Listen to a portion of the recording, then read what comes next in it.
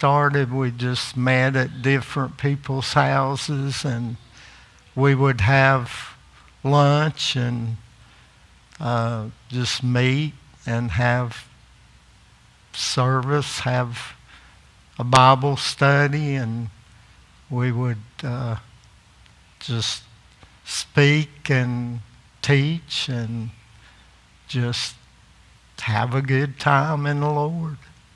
And then we started meeting at a park, Tuttle State Park, and we probably had 35 to 40 people meeting, and we would just meet, and we would bring a covered dish and have lunch and meet and have Bible study and preaching. And so then it started getting cold, and we started trying to find somewhere to meet inside. And Stanley Hall, over on 321, his industrial park, he had a brick building right in front behind the barber shop. And we talked to him, and he said we could have his building, and he let us have it at a good price. And he said you can do anything you want on the inside. So we built rooms and built a sanctuary and put an altar in there and rocked it and made it beautiful. It was beautiful on the inside. And there were probably at least 50 to 60 people coming. And we were really happy and praising the Lord. And we had a sound system, and we had a good time in the Lord, and we were happy. A lot of chickens gave their lives. Pop would bring a big old grill, and we'd barbecue chicken and have fundraisers. And right there on 321, we'd sell out every time. And we'd deliver meals to companies, and we just thrived in the Lord. And then we had Bible school, and we'd have big Bible school crowds. And so then the people that had this church were going to build a church over in Hudson, and they approached us wanting to sell us this facility. And we were scared to death. We said, we can't do that, So we really weren't really thinking about that. We were happy where we were, and we had room where we were. And so we started praying about it. And God had other plans, bigger plans. He always has bigger plans. So we started praying about it, and God's plans are bigger than our plans. His ways are not our ways. So we ended up here. And, in how many more years, Brenda? 4 more years, this will be paid for, everything. Unless somebody has $100,000 laying around that you don't need, and you need a good tax write-off, and we can help you out. And we'd be more than happy to. God is so good. But we thought about ways to block off part of the building that we wouldn't have to heat it or cool it. We've never had to do that. God has seen that. We've never needed anything. He's paid every bill. He's taken care of it all. He's faithful. Like Diane said, through COVID, through everything, God's been faithful to us. And this church has been faithful to him. So then in 2002, Preacher David's church, El Bethel, was building a church in Mexico. And they asked him, that's the church, his home church, that he came out of. And he was our pastor. And they asked him to go on a mission trip. So he and Zach Bright and I went with him. And we got down there, and it was just something I'd never seen, and he had never seen. Zach had never seen. It just tore our hearts out. These people. The devastation. These people that you saw, this church, reminded me of our church. They were meeting under a tree, and at that time, but we were helped building that church, and we'd go across the border, and every day when we came back, I would thank God how blessed I am to live in America.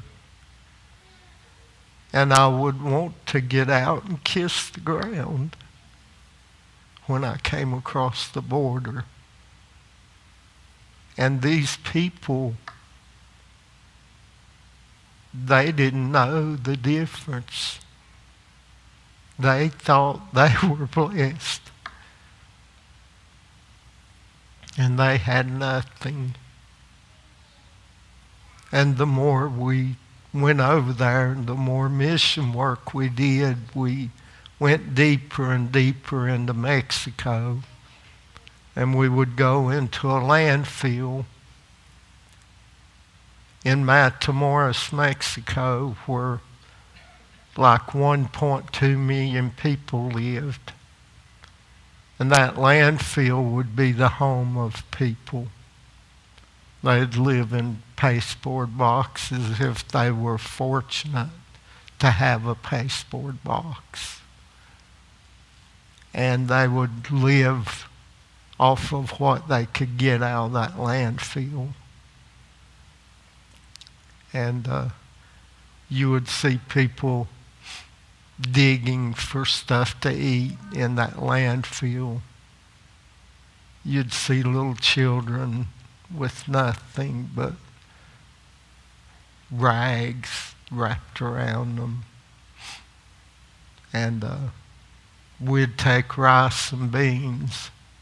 We'd buy at night and divvy it out into gallon baggies and take across. You'd have to sneak it across because they would charge you awful prices at the border to get it across. And we'd smuggle it across. Yeah, smuggling for Jesus is what we called it. And you'd get it across there, and those people, to them it would be like gold. Like if I handed you a bag of gold, they'd look at it like gold. And clothing, we'd take truckloads of clothing down, used clothing, and to them that was just awesome. But the more we got into the mission work, the more it was just, it just blessed your heart to be able to help. And our church got to do that for several years, up until 2012, until the cartels got so bad we couldn't do it anymore. But the Lord blessed us so tremendously. But our church was able, we came back with such zeal. Preacher David was the leader of that, and he said, we've got to build a church. We have to build a church. So that's Covenant Baptist Church that you saw. And you saw what they're doing. And we still support them today, along with another church called Greenfield Baptist Church. And it's even bigger than that one. And Greenfield probably has at times 60 teenagers and a bunch of children. And they have a lot of teenagers and a lot of children. And, you know, here in America we're spoiled. But those people still, they want God, because the cartels rule over there, and they don't have anything still, and they want what God has, and they're willing to accept God. Their children want God. The people want Him. And so we still support those two churches every month. So your money that you give goes to support that and the other church. And we're paying on this church. And when we get this church paid off, we're going to be able to do even more. And we want to get back into missions, and we're going to. And I know I keep saying that, but we're going to. We need help. We need people. We need people to be ready to go. We need people to be fired up. So, are you fired up? We want you to be. And we want to do stuff for the Lord, because He's coming back. And we need to be busy for Him. But you see, this little church that was under a tree, you see how it's blossomed and grown.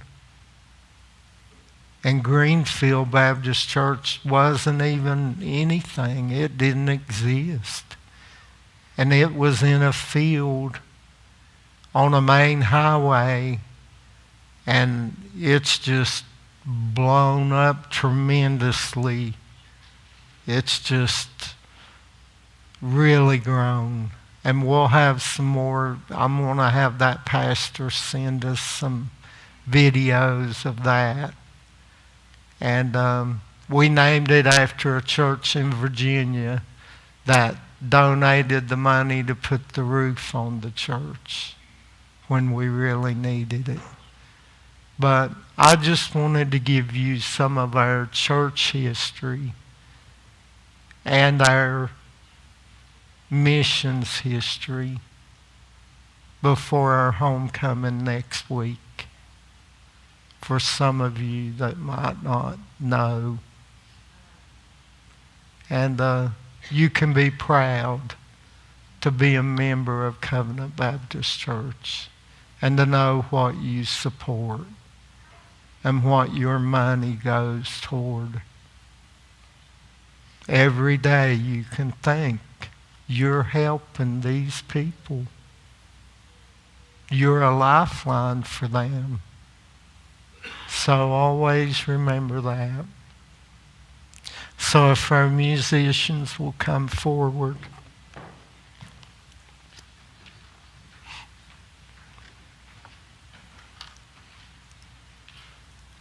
I'm proud of Covenant Baptist Church.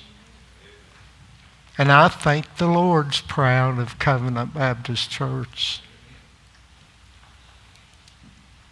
Because we're proud of the Lord. And that's what matters. So if everyone will, please stand. Whatever you need today, maybe you need to pray for someone. Maybe you need to pray for your loved ones. Maybe you want to join the church.